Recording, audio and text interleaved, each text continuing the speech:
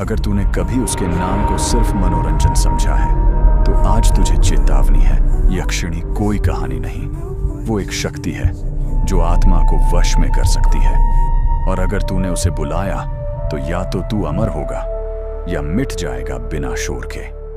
उसकी आंखें तेरे मन को पढ़ती हैं और उसकी मौन सहमति से तेरी किस्मत बदल सकती है या जल सकती है, बस एक पल में। तू तैयार है? क्या तुम जानना चाहते हो उस स्त्री का नाम जो न देवी है न दानवी, लेकिन जिसे देखकर खुद देवता भी शांत हो जाए? वो जिसका सौंदर्य अग्नि जैसा है, गर्व चमकता हुआ, लेकिन अगर छू लिया तो जला देने वाला। वो है यक्षिणी। वो कोई आम स्त्री नहीं, वो एक चेतना है, न धर्म से बंधी न नियमों से। उसकी उपस्थिति में हवा भारी हो जाती है, दीपक बिना हवा के भी डगमगाने लगते हैं, और मन वो खुद अपनी पहचान भूल जाता है। तंत्र कहता है यक्षिणियाँ 36, 64, यहाँ तक कि 108 तक होती हैं। हर एक यक्षिणी की शक्ति अलग, स्वरूप अलग, और उसका स्वभाव अग्नि से भी अधिक अनियंत्रित। कोई मोहिनी जो नज़र से वश में कर ले, कोई भयानकी जो शत्रु को छूकर राख कर दे, कोई रति जिसकी हंसी से आत्मा तक कांप जाए, कोई स्वर्णमाला जो सोना और वैभव दे दे। लेकिन ये सभी शक्तियाँ उसी को मिलती हैं जो अपनी आत्मा को साधना में भस्म कर चुका हो। ये कोई पूजा नहीं, ये एक परीक्षा है। यक्षिणी की साधना जीवन की आखिरी परीक्षा है, जहाँ या तो वरदान मिलता है या विनाश।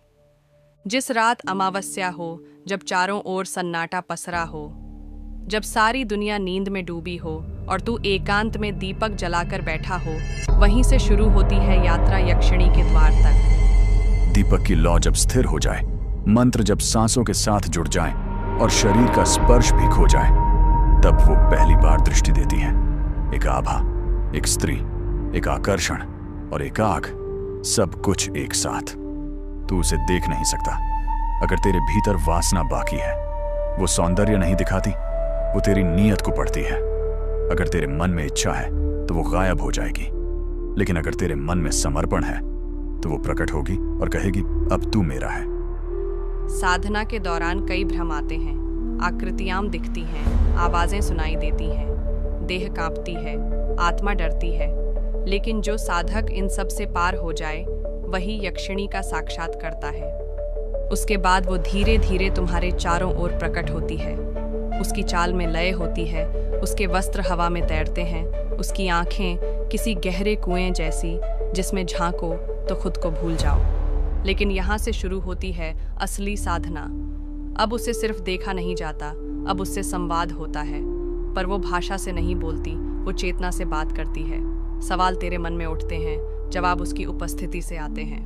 वो पूछती है, क्या तू मुझे पाना चाहता है या खुद को खोना?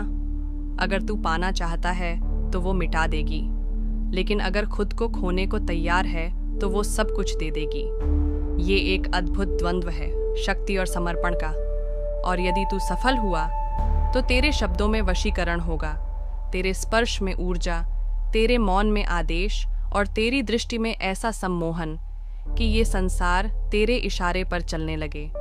लोग तुझे रहस्य कहेंगे, कोई कहेगा सिद्ध, कोई तांत्रिक, कोई पागल, लेकिन तू जानता होगा कि तू किससे जुड़ चुका है।